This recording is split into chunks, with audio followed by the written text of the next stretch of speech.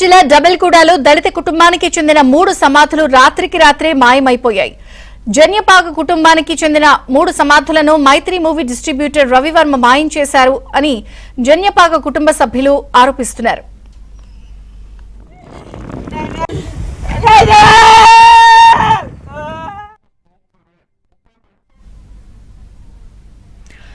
జన్యపాగ కుటుంబ సభ్యులు 2006లో భూమి అమ్మినప్పుడు సమాధుల కోసం ఒక గుంట భూమిని వదిలిపెట్టారు. రవివర్మ తన భూమిలో సమాధులు అడ్డువస్తున్నాయని దౌర్జన్యంగా రాత్రికి రాత్రే సమాధులను తొలగించినట్లు బాధితులు ఆరోపిస్తున్నారు. సమాధుల లోపల ఆనవాళ్లు కూడా లేకుండా తీసివేశారు. తమ పూర్వీకుల ఆనవాళ్లు కావాలని జన్యపాగ కుటుంబ సభ్యులు సమాధుల వద్ద బోరున విలపించారు. అధికారులు న్యాయం చేయాలని బాధిత కుటుంబ సభ్యులు వేడుకుంటున్నారు. సమాధుల మాయంపై మహేశ్వరం పోలీసులు దర్యాప్తు చేస్తున్నారు.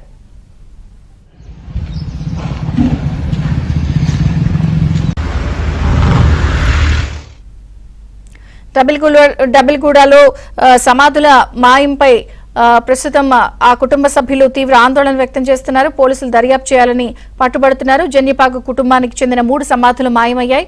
వివరాలు క్రైమ్ ప్రతినిధి ప్రవీణ్ అందిస్తారు. ప్రవీణ్, మహేశ్వరం మండలం డబెల్గూడ గ్రామంలోని సర్వే నెంబర్ 24లో దాదాపు 2006 సంవత్సరంలోనే 3 ఎకరాల 5 గుంటల భూమిని అమ్మకం చేయడం జరిగింది. అందులో 4 సమాధులు ఉండడంతో ఒక గుంట భూమిని సమాధులకు వదిలేసి మిగిలినటువంటి భూమిని అమ్మకం చేశారు. అయితే నిన్న రాత్రి అనుకోకుండా మొత్తం సమాధులను మొత్తం కూడా భూస్థాపితం చేసినటువంటి పరిస్థితి కూడా కనపడుతుంది. అయితే మైత్రి మూవీ మేకర్స్ సంబంధించినటువంటి రవివర్మ ఆ భూమిని పూర్తిగా సమాధులని తొలగించాడనేటువంటి అంశాన్ని బాధితులు కూడా చెప్తున్నటువంటి మాట. ఎందుకంటే నిన్న ఉదయం వరకు ఉన్నటువంటి సమాధులు రాత్రికి రాత్రే లేకపోవడంతో వారి కుటుంబ సభ్యులు అక్కడికి వెళ్లి ఆందోళన చేశారు. ఖచ్చితంగా సమాధులను తొలగించడం అంటే తమ యొక్క మనోభావాలు దెబ్బతిన్నాయనేటువంటి దానిపైన పూర్తి స్థాయిలో వాళ్ళు ఆందోళన చేసినటువంటి నేపథ్యంలో స్థానికంగా ఉన్నటువంటి పోలీస్ స్టేషన్ లో కంప్లైంట్ చేయడంతో పోలీసులు పూర్తి స్థాయిలో ఇన్వెస్టిగేషన్ కొనసాగిస్తున్నారు.